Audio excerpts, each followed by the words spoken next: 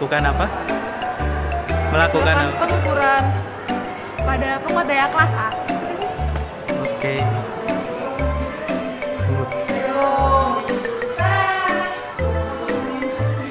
Jadi kita akan melakukan pengukuran penguat daya kelas A. Bikin kaget. Beli air. Tapi masih berapa tuh? 3 volt. Ya, kali ini kita dari kelompok 1 akan menjelaskan tentang pengukuran penguat daya kelas A. Yang pertama akan dijelaskan oleh Syafid. Jelaskan function generator. Jadi dalam penguat daya kelas A ini kita punya dua input. Yang pertama adalah input dari function generator dan yang kedua adalah input dari DC. Nah, kemudian yang dari DC itu yang kita masukkan adalah nilai 12 volt. Dari 12 volt ini kita masuk ke input VCC. Ini input VCC. Kemudian dari function ada function. Dia berfungsi untuk memberikan input frekuensi dan amplituda. Dan nilai frekuensi yang kita gunakan adalah 1 kHz dengan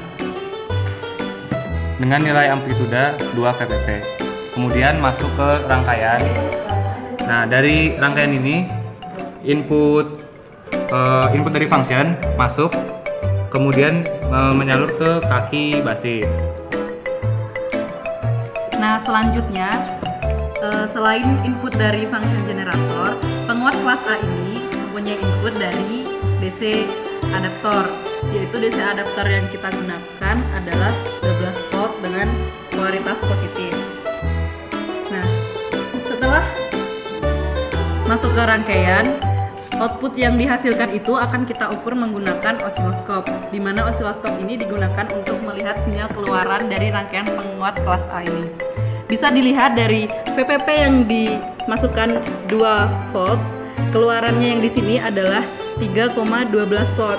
Jadi di mana bisa kita lihat bahwa penguat kelas A yang kita rancang itu sukses menguatkan sebuah tegangan dari 25% hingga 50%.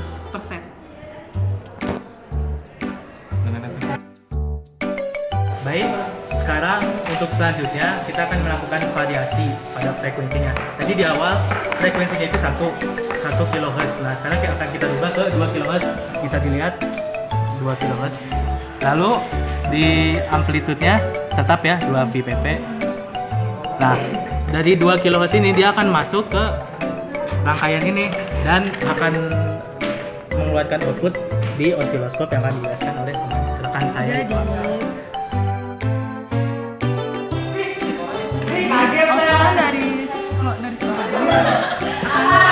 outputan dari function generator akan kita lihat di sini.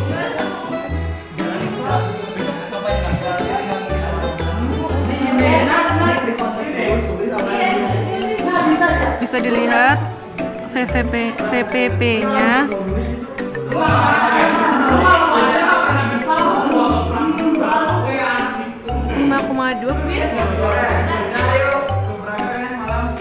Yang keras suaranya. Baik, tadi kita sudah melakukan di frekuensi 2 kHz. Untuk sekarang kita akan melakukan di frekuensi 5 kHz. Bisa disaksikan sendiri. kHz. Amplitudenya masih tetap 2 VPP. Baik, akan lanjut ke osiloskopnya. Kita lihat hasilnya. Outputan dari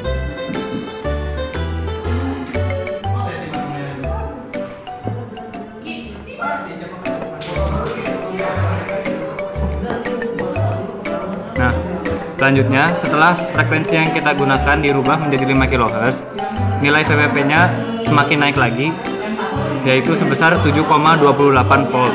Bisa dilihat sendiri.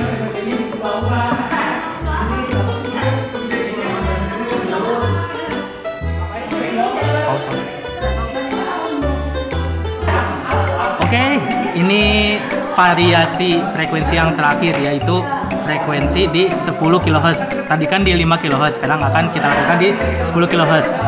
Kita lihat. Oke.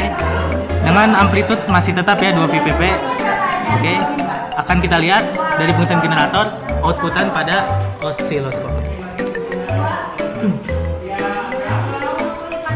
Setelah frekuensinya kita naikkan menjadi 10 kHz, VPP-nya seperti yang terlihat di osiloskop menjadi 7,92 volt. Nah, hal tersebut membuktikan bahwa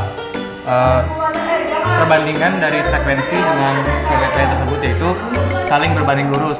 Jadi semakin kita naikkan frekuensinya, maka VPP-nya pun akan semakin naik atau penguatannya pun akan semakin besar.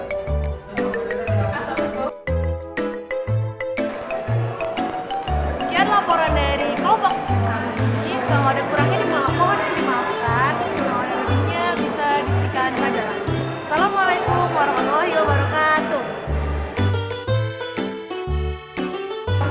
Assalamualaikum warahmatullahi wabarakatuh. Ulang. Lu apa? Udah cepet. Itu hilang. Tuhan. Boleh, rekan saya Jadi itu. inputan